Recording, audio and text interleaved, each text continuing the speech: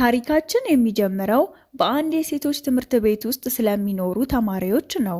ከነዛም ውስጥ መርየም አንዷ ነበረች። መርየም በጣም ጎበዝ ስነ ስርዓት ያላት ተማሪ ናት። በዚህም በወላጆቿና በትምህርት ቤት መምህራን የምትወደድ ልጅ ነበረች። ምንም እንኳን ሴቶች የሚማሩበት ትምህርት ቤት ብዙ ስነ ስርዓት የሚያገኙበት ትምህርት ቤት ቢሆንም አንዳንድ ጋጠወጥ ስነ ስርዓት የሌላቸው ተማሪዎች ነበሩ። ከነዚህም ውስጥ ቡድኑን የምትመራው ሊያን ነበረች።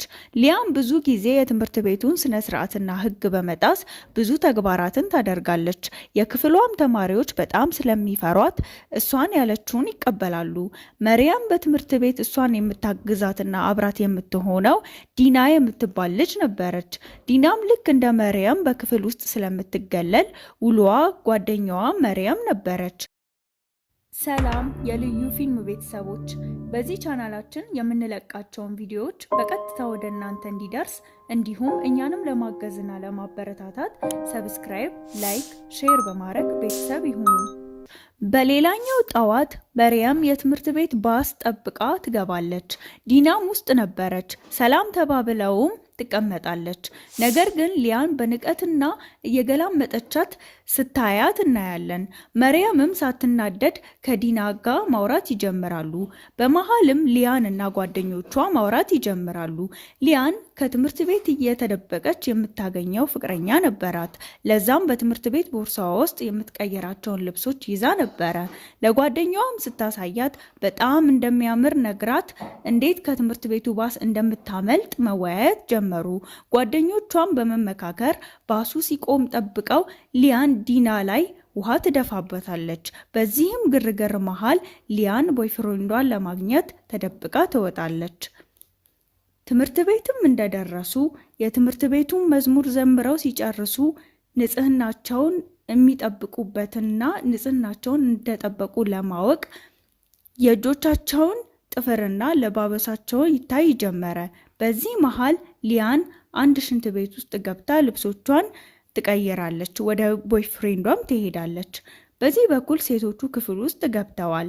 አስተማሪዋም አዲስ ኖፍ የምትባል ልጅ ታስተዋውቃቸዋለች። አዲሷም ተማሪ አለባበሷ ከትምህርት ቤቱ ደንብ ውጪ ስለሆነ በሚቀጥለው ቀን ቀይራ እንድትመጣ ትነግራታለች። ከዛም ትምህርታቸውን ተምረው ሲጨርሱ ወደ ባስ ገብተው ጉዞ ጀመሩ። በመሃልም ሊያም ባሱን ተደብቃ ትጠብቅ ነበረ። የትምህርት ቤቱን ባስ አንድ ቦታ ላይ ሲቆም ጠብቃ ትገባለች። ሊያን ለጓደኞቿ ከቦይፍሬንዷ ጋር ያሳለፈችውን ጊዜ በመገረም ስትነግራቸው ዲና በዚህ መሃል ትሰማለች። መርየምም እቤት ገብታ ከቤተሰቦቿ ጋር እራት ትበላና ወደ መኝታ ክፍሏ ትገባለች። በዚህ መሃል ጓደኛዋ በቪዲዮ ኮል ይደውልላታል። እያወሩም ዲናን እንድትገባ ልትደውልለት ስትል ብቻቸውን እንዲያወሩ ይጠይቃታል።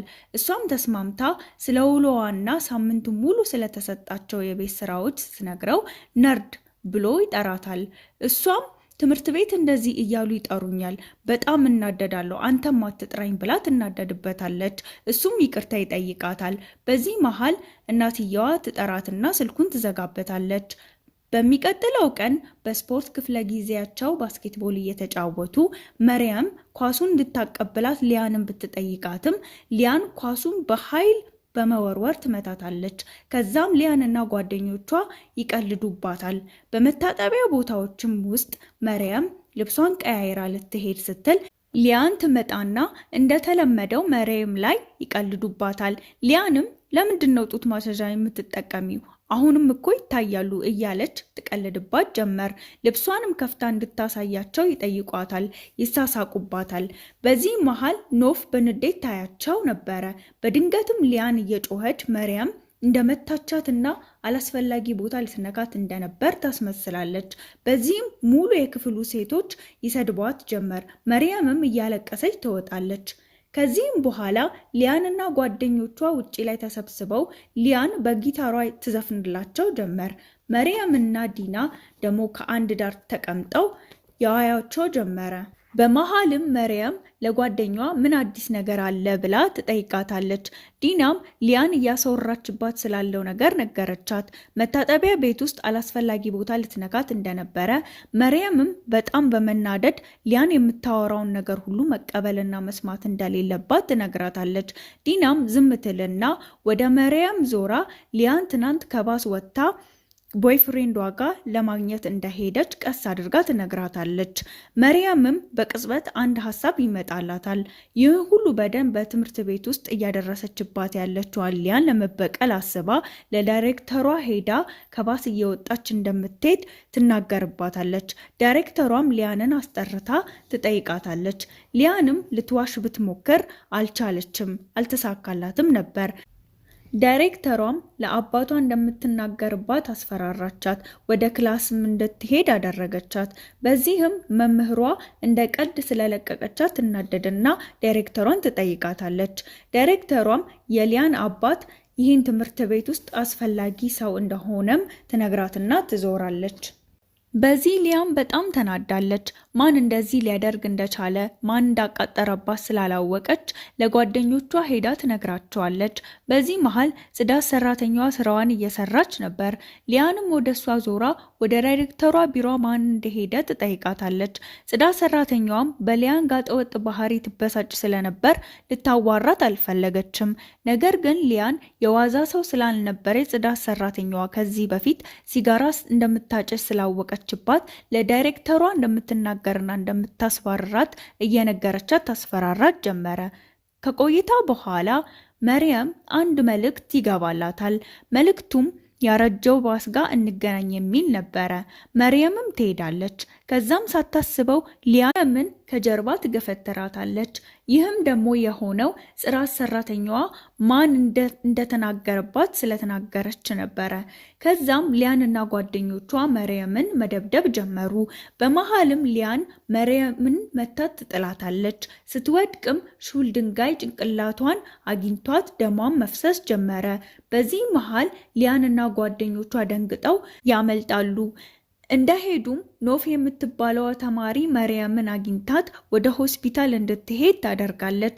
በሚቀጥለው ቀንም ፖሊስ የትምህርት ቤቱን ተማሪዎች አንድ በአንድ እያስጠራ ጥያቄ ጠየቃቸው። ያው ሊያን እና ጓደኞቿ ካዱ።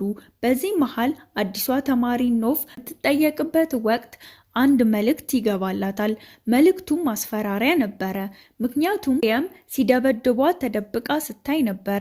በዚህ መሃል ደግሞ የሊያን ጓደኛ አይታት ነበር። ስለዚህ ኖፍ ለፖሊስ ምንም እንደማታቅ ነገረችው። ከቀናቶች በኋላ መርየም ተሽሏት ፖሊሶች ቃሏን እንድትሰጥ ይሞክሩ ነበረ። ነገር ግን መርየም ፈርታ ስለነበር አልተናገረችም። በሚቀጥለውም ቀን ወላጆች ተሰብስበው ተማሪዎች ባሉበት ዳይሬክተሯና ፖሊሱ ማን መርየምን እንደመታት እና እንደደበደባ ማወጣጣት ጀመሩ። ነገር ግን ማንም እኔ ነኝ ያለ የለም። በዚህ መሃል ግን ፖሊሱ በአካባቢው የነበረውን የካሜራ ቅጂ እንደሚታይ ሲነግራቸው እነ ሊያን ደነገጡ። ሊያን ራሷን አረጋግታ እኔ ነኝ ትላለች። ከዛም እንባ በተናነቀው ድምፅ መቀየሪያ ክፍል ውስጥ አላስፈላጊ ቦታ እንደነካቻትና ራሷን ለመከላከል እንደሆነ ትናገራለች። መርየምም ውሸቷን እንደሆነ ብትናገርም ሁሉም ተማሪ መርየም ጥፋተኛ እንደነበረች ይመሰክርባታል። ሁሉም ተማሪ ልብስ የመቀየሪያ ክፍላቸው ውስጥ መርየም ጸያፍ ድርጊቶችን እንደምታደርግ ይመሰክሩባታል። በዚህም የመርየም እናት በጣም ትበሳጫለች። መርየምም ለማስረዳት ስትሞክር ማንም ሊረዳት አልቻለም። ይባስ ብሎ ለ2 ሳምንት ከትምህርት ቤት ትባረራለች። እናቷም መርየም ላይ በጣም ተናዳ የመርየም ክፍል ገብታ እቃዎቿን እንዳለ ታበላሽባታለች። መርየምም የሚረዳትና የሚሰማት የሷን እውነታ ሊያዳምጣት የሚችል ሰው ባለመኖሩ ብቻዋን ትቀራለች። ሰላም ውድ የቻናላችን ተከታታዮች፣ ፓርት 2 መርየም ወደ ትምህርት ቤት ተመልሳ ከሊያን ጋር የምትፋጠጥበት ይሆናል። ስለዚህም ይህን የትምህርት ቤት ታሪክ ከወደዳችሁትና እኛንም ማበረታታት ከፈለጋችሁ ላይክ፣ ሰብስክራይብ፣ ሼር በማድረግ ከጎናችን ይሁኑ።